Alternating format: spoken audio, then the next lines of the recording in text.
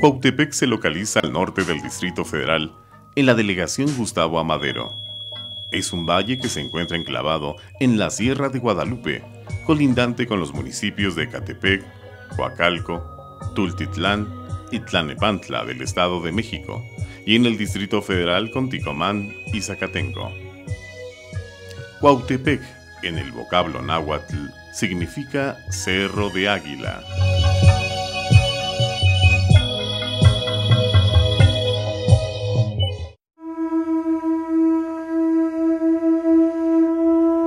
Para remontarnos en la historia del pueblo de Cuautepec, tenemos como una de las primeras referencias de México, donde el padre Francisco Javier Clavijero nos describe como de una exuberante vegetación en flora y fauna muy variada.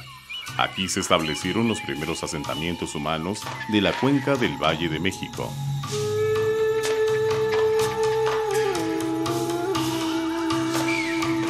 E iniciaron con la agricultura, la caza y la pesca. En la zona del Arbolillo, investigadores norteamericanos en 1910 y en 1935 encontraron vestigios que datan desde hace 2000 años aproximadamente.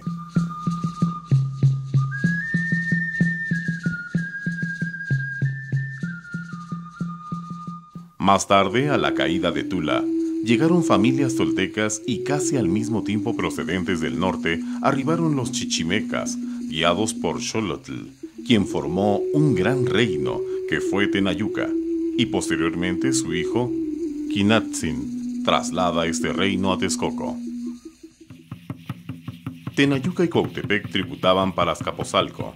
Con la formación de la Triple Alianza, pasaron a dominio azteca. Terminada la conquista y para la pacificación de los pueblos, se le otorgaron a don Diego de Mendoza de Austria-Moctezuma las mercedes reales de tierras, donde incluía el Rincón de Tenayuca, Ticomán y Cuautepeque, que se le llamaría el Rincón de don Diego, así como los cerros, llanos, ríos y lagunas de Ecatepec, y el título de gobernador de Tlatelolco, Atacuba y Chilapa. A su muerte, el cacicazgo pasó primero a su hijo Baltasar y luego a su hijo Melchor, y en varias ocasiones dejó de entrever que las tierras de Cuautepeque, en aquel entonces, él dijo: eran una suerte grande de tierra, que fue de mi padre Diego, es para mis nietos, que mi hermano se las deja a sus nietos, porque fue de Baltasar de Mendoza. Bernardino Vázquez de Tapia tomó posesión de las tierras del Arbolillo, que se les llamó el Rancho de los Cedros. También fue Pedro de Estrada en 1592 quien fue dueño de la Escalera. En 1697 el Rincón de don Diego fue adquirido por el maestro y correo mayor de hostes, don Martín de Olivares, por lo que se llamó el Rincón del Correo Mayor, quien lo pierde al ser encarcelado, confiscándole sus bienes y pasando dicho rincón al Colegio de San Juan de Letrán, quien mantuvo constantes disputas con los hermanos Oscoy. En aquel entonces, Santa María Cuautepeque, como se le conocía, fue un pueblo de doctrina, perteneciente a la cabecera de Tlalnepantla de la villa de Tacuba. Como dato importante para los pobladores de Cuautepec fue la terminación de la construcción de la iglesia de la Preciosa Sangre de Cristo en 1767, de estilo barroco, por el vicario del partido de Tlalnepantla, licenciado Antonio Carvajal, por el cura don Antonio Padilla y gobernador y fiscal Nicolás de Guadalupe. La primera disposición que se dictó en el México independiente sobre colonización interior fue la orden dictada por Iturbide del 23 al 24 de marzo de 1821, concediendo a vecinos de Cuautepec tierras por haber participado en el movimiento de independencia y perteneciendo al ejército de las Tres Garantías. El decreto del 18 de julio de 1825 del Estado de México declara a Tlalnepantla cabecera de partido, que antes era Tacuba, quedando el pueblo de Santa María Cuautepec dentro de esta jurisdicción. Los pobladores de Cuautepec obtuvieron sus títulos en base a la circular del 9 de octubre de 1856, que ratificó la ley de desamortización y la pequeña propiedad parcelaria, sujeta antes a título comunal o del pueblo o del ayuntamiento. Se vendió a sus arrendatarios, obteniendo estos los títulos de propiedad. Durante el Porfiriato aparece la hacienda capitalista, arrebatando a los pueblos sus tierras, dando nuevas formas de explotación para el trabajo, basado en las plantaciones, en el desarrollo industrial, textil, ferroviario y eléctrico, dando paso a la modernidad del país. Los habitantes de Cuautepec se enfrentaron a grandes conflictos con la hacienda de la Escalera, ya que sus pobladores sufrieron el despojo de sus tierras, robo y muerte de su ganado. No se les contrataba para trabajar en la hacienda y sufrían el acoso de la policía rural. Este caso duró muchos años y se llevó un largo litigio en los tribunales de Toluca. Y como trataban de desaparecer al pueblo, se dividió en dos barrios, el barrio de arriba y el barrio de abajo. Los representantes de la hacienda de la Escalera recogieron los documentos oficiales del pueblo para que estos no pudieran comprobar la propiedad. Actuó como árbitro el general Porfirio Díaz, presidente de la República, quien da su veredicto a la dueña de la hacienda, señora Dolores Barrón de Rincón Gallardo, que tuvo que ceder al pueblo de 6,5 a 7 caballerías de tierra de la hacienda, y los habitantes del pueblo tenían que aceptarlas, si no serían desterrados a las haciendas henequeneras de Yucatán. Ambas partes llegaron a un arreglo, haciendo una minuta donde, más tarde, se expidió la escritura pública número 76 de la Notaría 43, a cargo del notario público Alberto Ferreiro. Ambos documentos narran los conflictos que vivieron los habitantes del pueblo durante muchos años. ¿Por qué pasamos a ser Distrito Federal?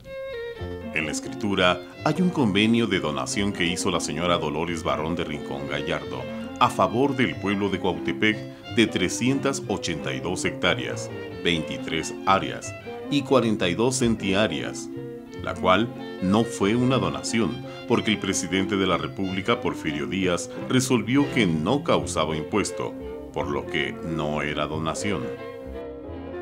Santa María Cuautepec pasó al Distrito Federal el 7 de febrero de 1899 por la atenta nota 1072, con sus dos barrios, Alto y Bajo, incorporándose a la municipalidad de Villa Guadalupe Hidalgo.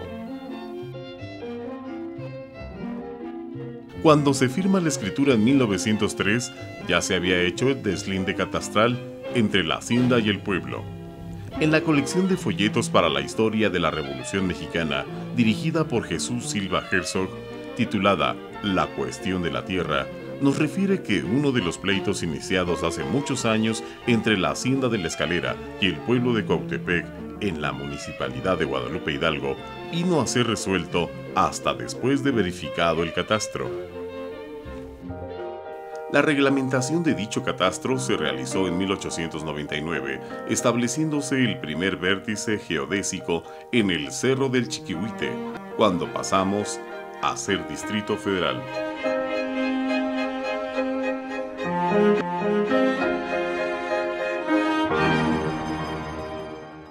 Llega la Revolución. En aquel tiempo, los conflictos por la desigualdad social, así como la crisis política del régimen porfirista, desembocó en el estallido de la Revolución Mexicana de 1910. Al parecer, los habitantes de Cuautepec no participaron directamente en el movimiento revolucionario. Sin embargo, hubo simpatías con algunos grupos político-militares. Aquellos años fueron muy difíciles, porque las personas padecieron las consecuencias propias de la época, como el hambre, la violencia, saqueos, fusilamientos y el riesgo para los jóvenes de ser apresados para la leva. En 1916, un grupo de vecinos que encabezaban Cornelio Cedillo, Isidro Tinoco, Braulio Guerrero, Vicente Tinoco, Regino Cedillo, Eusebio Carvajal, Juan García y 105 personas más solicitaban la restitución de tierras, argumentando que la hacienda de la Escalera les había usurpado el ejido. Dicha solicitud no fue concedida. Posteriormente, en base a la ley agraria del 6 de enero de 1915, los vecinos del pueblo solicitaron la dotación de tierras. Tal acontecimiento es recordado porque Venustiano Carranza vino al pueblo para entregar las tierras el día 9 de marzo de 1918, recibiéndolas el señor Cornelio Cedillo, Isidro Tinoco, Anselmo Lopa, en representación del pueblo. Las tierras se repartieron a las 500 familias de la localidad. Se distribuyeron en fracciones de terrenos denominadas tablas. Al pueblo de Cuautepec se le dotó de 200 hectáreas de tierras ejidales de temporal, de segunda y tercera clase, siendo el primer pueblo del Distrito Federal que recibió tierras en dotación, en base a las leyes de 1917. Este reparto modificó la organización política, económica y social del pueblo. El ejido quedó estructurado por un comisariado ejidal, correspondiéndole un periodo administrativo a Barrio Alto y uno a Barrio Bajo respectivamente. En 1925 se solicitó la primera ampliación del ejido, concediéndoles años más tarde 644 hectáreas. La segunda ampliación fue solicitada en 1934, con una superficie de 56 hectáreas de terreno de pastizales y cerriles. Y en 1945 se aprobó la tercera ampliación con una superficie de 31 hectáreas. El ejido de Cuautepec ha tenido varias expropiaciones por diversos motivos. La primera expropiación fue concedida en 1945 al Departamento del Distrito Federal, en 1951 a Ferrocarriles Nacionales de México, en 1960 a favor de la Compañía de Luz y Fuerza del Centro, de 1964 para las instalaciones del Patronato del Maguey, en 1972 para el Reclusorio Preventivo Norte, en 1974 para la construcción del tanque de almacenamiento de agua y deportivo Carmen Cerdán.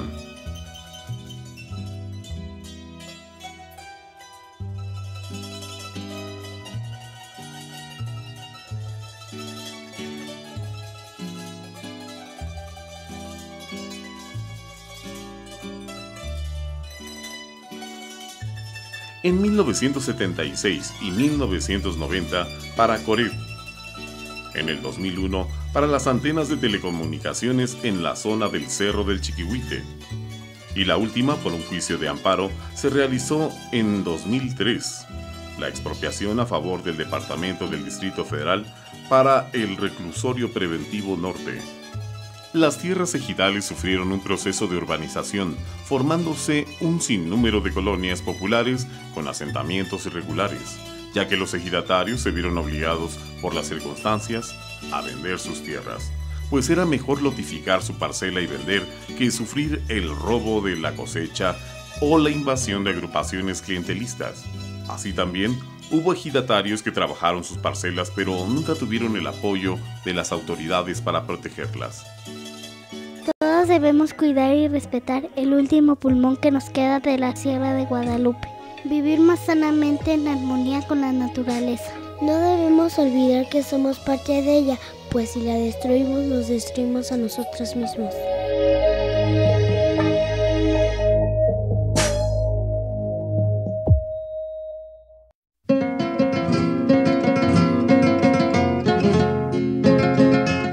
El crecimiento económico de Cuautepec a través del tiempo. En el pueblo de Cuautepec se dependía en sus inicios de la agricultura, produciendo el maíz, que se almacenaba en estructuras llamadas colotes, el frijol y la calabaza, que eran la base de su economía.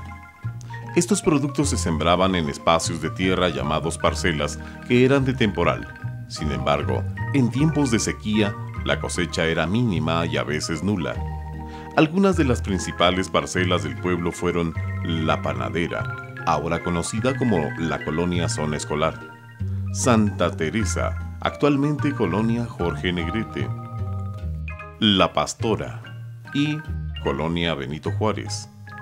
Otros lugares eran Palmatitla y Mexilamaco. Existían tierras de primera y segunda clase. Algunas de las parcelas se trabajaban a medias. Esto era la mitad de la cosecha para quien la trabajaba y la otra mitad para el poseedor de la tierra.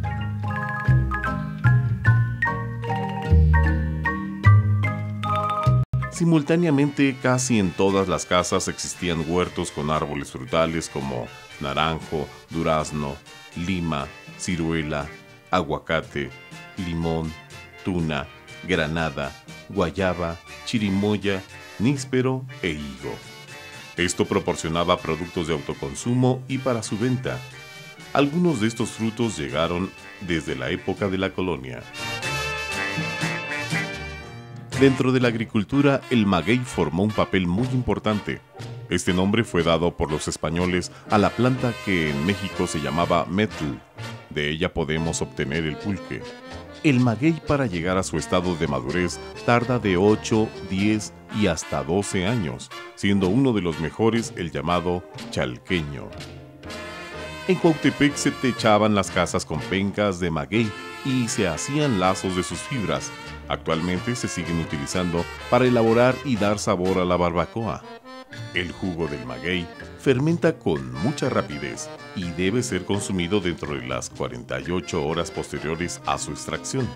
Hasta ese momento lleva el nombre de aguamiel, del cual hasta la actualidad se siguen preparando y bebiendo los llamados curados de pulque, que se elaboran con algunas frutas y azúcar de caña, líquidos cuyo colorido y dulzura se vuelven más atractivos al paladar. Hay de melón, tuna, fresa, etc. Como reza el refrán: agua de las verdes matas,